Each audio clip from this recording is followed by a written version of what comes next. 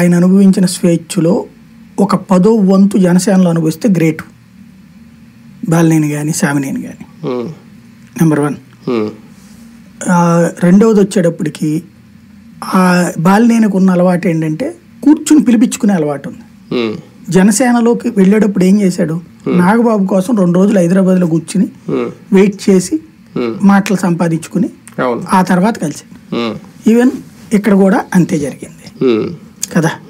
కాబట్టి నువ్వు ఏంటి ఇంక అక్కడ నాకు అర్థమైంది ఏంటంటే ఇవాళ వెళ్తున్నటువంటి వాళ్ళందరూ కూడా సాధారణంగా వీళ్ళు ఓటర్ని అనేటువంటి వాళ్ళు మనం తెచ్చుకోగలంలే, ఓటు మన పార్టీని బట్టి ఓట్లు వస్తాయి అనే లెక్కలో ఉంటారు.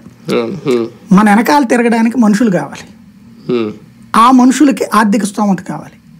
ఆ మనుషులు భయపడకుండా ఉంటే మన వెనకాల జిందాబాదులు కొట్టే వాళ్ళు లేకపోతే రాజకీయాలు వేస్ట్. జిందాబాదులు కొట్టాలంటే ప్రతిపక్షంలో ఉన్నప్పుడు భయపడే పరిస్థితి ఇప్పుడు, అంతే కదా. ఇవాళ బాలినేని అని బ్యానర్లు పెట్టగలిగిన దమ్మె ఎవడుకుంది, సామినేని అని బ్యానర్లు పెట్టగలిగిన దమ్మె ఎవడుకుంది, కిలార్ రోసి అని బ్యానర్లు పెట్టగలిగిన దమ్మె ఎవడుకుంది. ఇదివరకు వీళ్ళ ఏ బొమ్మలు కనబడి ఇంకోళ్ళకి కనిపించకుండా చేసినటువంటి రోజులు ఇవాళ రివర్స్ అయింది. దానికి తోడు వీళ్ళ అనుచరులందరినీ కాంటాక్ట్ కొట్టి మరి వాళ్ళు కేసులు పెడుతున్నారు.